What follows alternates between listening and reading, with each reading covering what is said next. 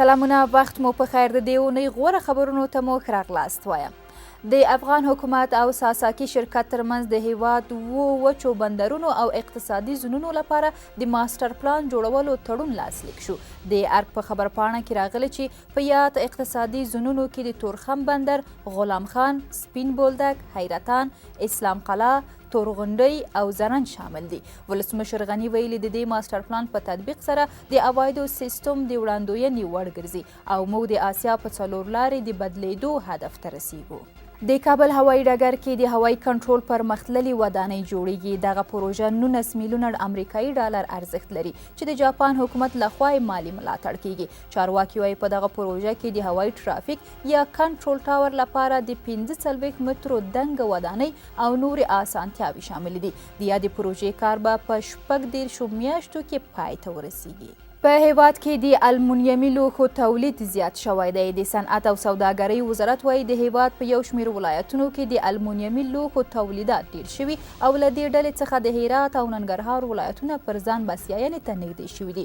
په دغو فابریکو کې المونیمي لوښي، پروفیل، دیګ بخار او دې ته ورته نور لوښي تولیدیږي او د اوس لپاره د یادې فابریکې تولیدي محصولات د سیمې او اروپایي هیوادونو ته صادریږي.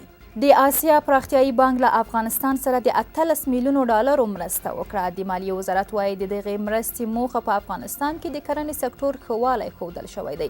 د یادې مرستې هوکړه لیک د مالیې وزارت سرپرست عبدالهادي ارغندیوال او د افغانستان لپاره د آسیا پراختیایي بانک رئیس ښاغلی نریندرا سینګرو له لورې لاسلیک شو.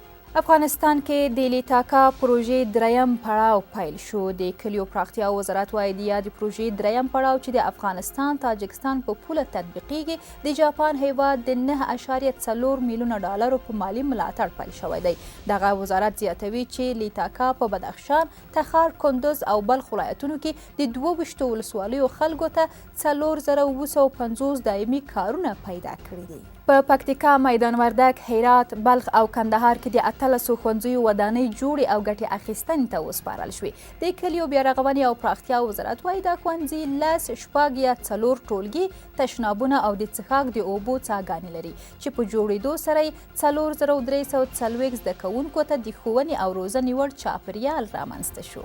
کندهار کې د ورځې 100,000 لیټره شیدې پروسس او بازار ته وړاندې کیږي. د کندهار د کرنې، اوبو لګولو او مالدارۍ ریاست چارواکي وايي د مالدارۍ سکتور د پراختیا په پارې هڅې پیل کړې دي چې ورځ تر بلې یې وضعیت په ښه کېدو دی.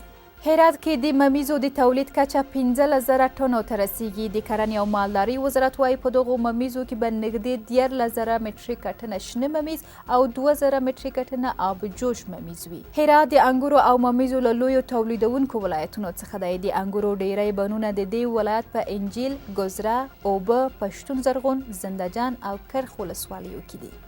قدرمنو لیدونکو دا د دې اونۍ غوره خبرونه چې تاسو ته مو وړاندې کړل. تر بیا ښې چارې.